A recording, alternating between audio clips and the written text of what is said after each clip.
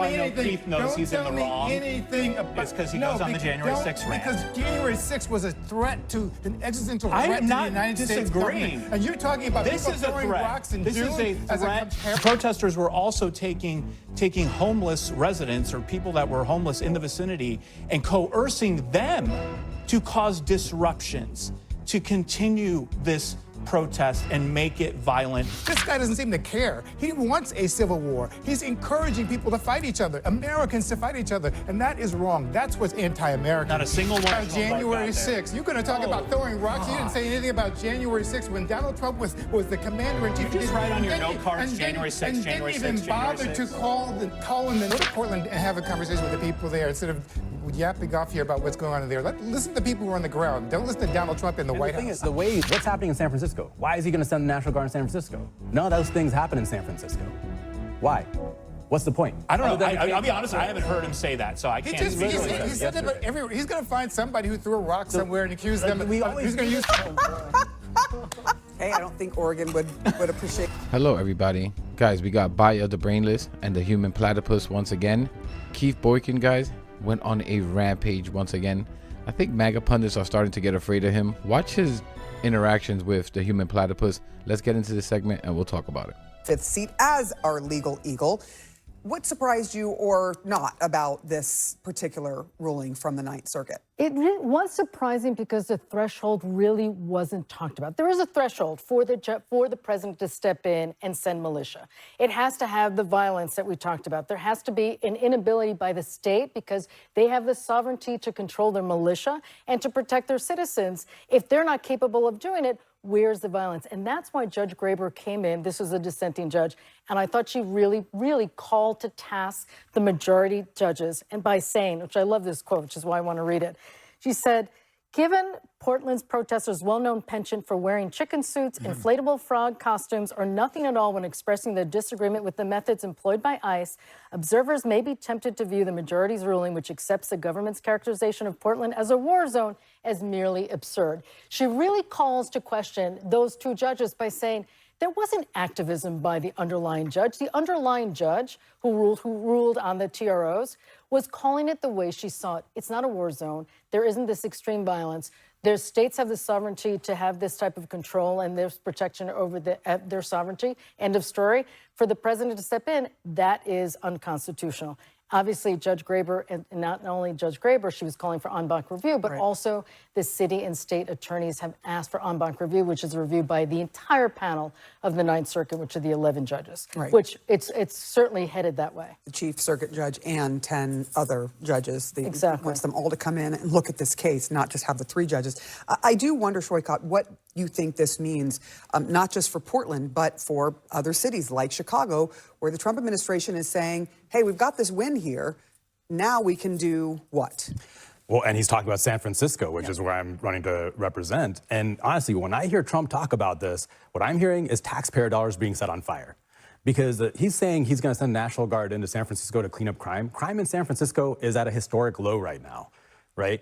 What's the National Guard going to do? They're not going around picking up drug dealers off the street or criminals off the street. In D.C., they're going around picking trash off the street. It's the world's most expensive beautification program, right? And so this has nothing to do with crime. Somehow we have all this money for the National Guard, for ICE, but no money for healthcare, right? This has nothing to do with crime. What this has to do is he wants to create chaos and lawlessness, and he's hoping that some protesters are going to throw a rock and create conflict. So then he has his excuse to declare martial law. But we just saw 7 million people protest on the streets through No Kings, and there was 0 violence and 0 arrests. So I don't think he's going to get what he wants. Well, but throwing rocks is exactly what happened in Portland, and you focused on the dissenting opinion. Sure. But the majority actually saw it very differently, and they admonished the district court judge for completely ignoring what happened in June, July, August, and early September. And just a couple of things that happened that are in this ruling mentioned. For more than 3 weeks, the ICE facility was closed because of the protests. Protesters erected a traffic barrier. They placed a pole at the lobby door to try and stop people from coming and going. They fired M80 fireworks at officers, threw a mortar at the front entrance, injuring an officer. As recently as last month, ICE agents reported being stalked and followed home by some of these protesters. That's just some of what is in this ruling. You can't tell me that's peaceful protesting. You can't tell me there was no violence. The protesters were also taking homeless residents or people that were homeless in the vicinity and coercing them to cause disruptions, to continue this protest and make it violent and try to impede law enforcement from doing their job. Guys, come on. You see why I call him this guy the human platypus? Look at him. Come on. You heard that. Historic low in Portland, Oregon. This whole system is effing broken. How the hell does the appeals court let Trump send troops after that? After that data point, it just doesn't make any sense to me. Wouldn't that judge be like, is this at all needed? Like, I'm having a hard time comprehending. Somebody help me if I'm missing something. And I get you may have these random instances the human platypus mentioned there that just, like, it just isn't enough to send the effing National Guard. Where is Portland, Oregon asking for the National Guard? They're not asking for it. Where's the crime rate skyrocketing? Where's all the rest? Like, by the way, most of these instances are starting because these ice cream agents just start being aggressive, attacking people because they haven't ate in 15 minutes. I mean, they shot a priest with a rubber bullet for no reason, literally just standing there talking, preaching like words of scripture or something along those lines. Smoke bombing groups of people, and it escalates, of course. This is all purposeful, but this performance by these ice cream agents. Like, and like the protesters are committing violence against who? Themselves? They said that it was like under 20 people at this protest. He mentioned that they bring homeless people to incite violence or whatever. Against who? If that's the case, again, where are all the arrests of these homeless people? Or anyone? Shouldn't crime rate be going up or anything? Shouldn't you be showing us arrests? Look at all these people. They threw this and they did this. Where? People getting, cops are getting stalked or ICE agents getting stalked. Who stalked them? Where's the arrest on that? Like, they're just saying crap. They're just saying stuff. Where ICE agents said this? Like, I'm not believing these idiots. The people beating the crap out of people, innocent American citizens. Like, get the F out of here. Again, all this party has is fear to sell. Everything is apocalyptic, pandemonium to these people. When the data just shows you're an effing liar. Lowest crime rate in history in Portland, Oregon, and we're sending the national troops. And an appeals court, yeah, this is a good, this is so stupid to me. Maybe I'm missing something. I don't get how this makes any sense. That's why you need to actually go through the threshold. Of course, there might have been these incidents that you're talking about, but you have to look at the threshold. It can't be unfettered power to the president, which is why there's state sovereignty. What proof is there that the state couldn't control these issues? What proof do you have that the state local officials couldn't step in and try to control I think the situation? this list is a pretty good example But that's why you need a full hearing. Right now, we're talking about a preliminary ruling. And what the judges were talking about, and the majority judges, were admonishing the lower judge by saying, by the way, that was activism by your part, and you really didn't look at the full breadth of it, and you didn't really focus on the president's constitutional powers. So there was an admonishment back and forth from all these judges. But ultimately, Judge Graber said, hold on, I think we have to really look deeply into this threshold. When can the president step in? And we don't have that answer. The majority also, and tell me if they're wrong on this, they also were very clear that the bar that has to be met is a subjective one. It is the president's interpretation of whether the city is under control or requires him to step in. And because it is his subjective decision, therefore, it was activism on the part of the lower judge. One of the issues about whether the city is under control, I think we need to be clear.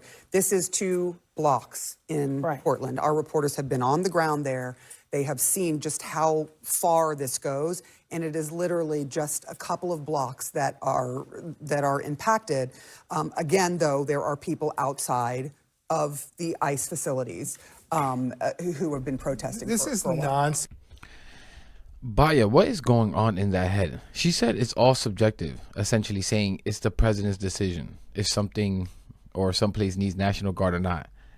Just think about how stupid that logic is. So a place could literally have 0 crime, let's say, and Trump is still allowed to bring in the National Guard because he says so? Does that at all make any sense? She's really Batya the Brainless. It's dead on balls accurate. Let me know if you know the movie reference for that. I'm not obviously from Portland, never been, but again, I can see from the data that it's a safe place. This is all garbage. And on top of that, the protest is only on 2 blocks. 2 blocks? Like, this is all a charade. A performance for these brain cell deficient party. The party of Nazi saluting and loving gas chambers.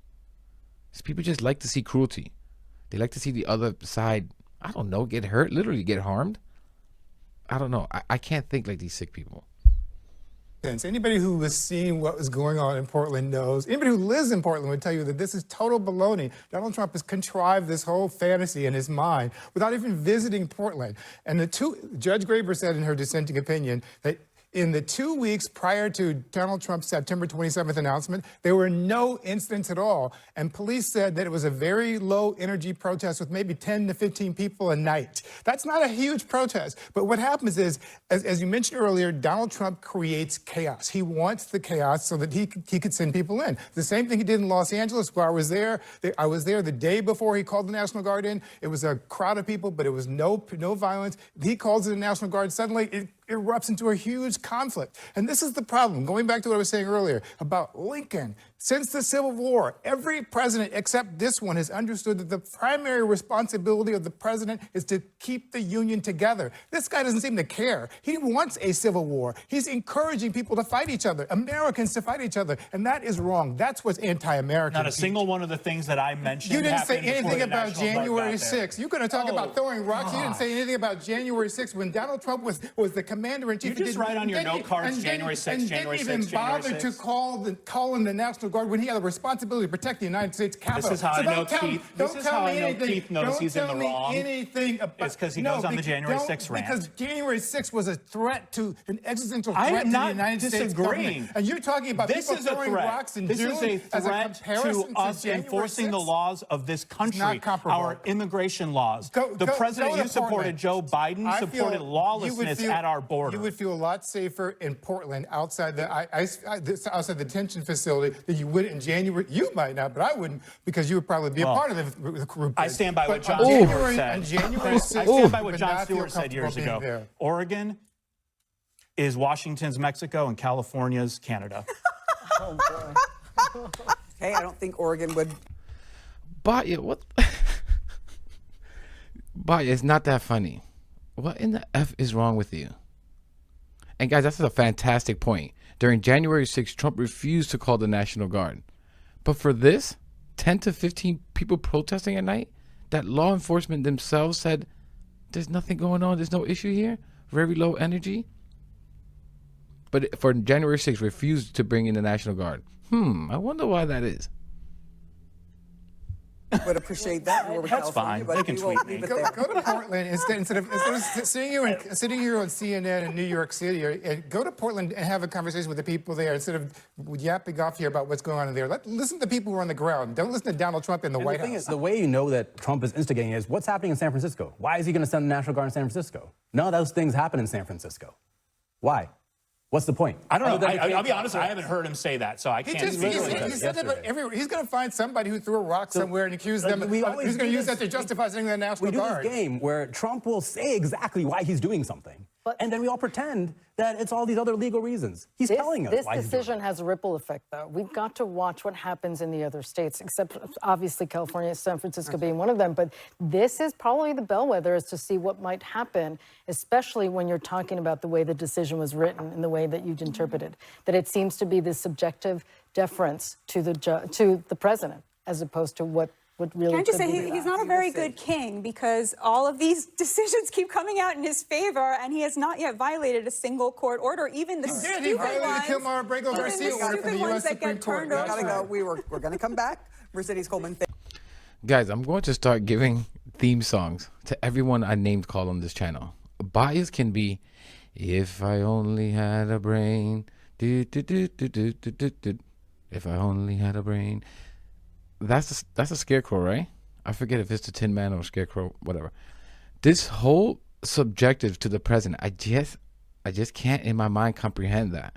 It sounds so insane to me. I know this is a preliminary hearing, like it was said earlier there, but What logic are these judges using? It's just becoming completely partisan, the court system.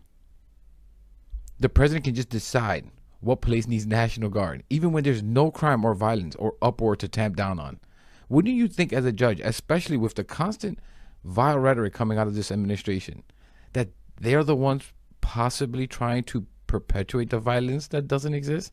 That law enforcement in those cities are telling you, we don't need these people here. There's no violence. Get these efforts out of here. Like, how do you not see through this? If this ruling stands, the entire system is effing broken to me. It seems like a ridiculously dangerous overreach. Again, unless I'm missing something, let me know in the comments. As if already it wasn't an issue that the courts essentially will allow for racial discrimination. I'm not sure if that fully went through. During these ice cream agent operations. Now you don't even need a crime or anything to happen. You can have National Guard sent and just help you terrorize people because you feel it. I just feel like they need it. What an amazing set of laws if that turns out to be the case. But anyways, I'm going to leave it there, guys. I thought this was earlier in the week, but I thought it was worth bringing it to you guys. Let me know what you think about all this in the comments. Please leave a like, subscribe. Really helps the channel, really helps push the message out there. And I'll catch you in the next one.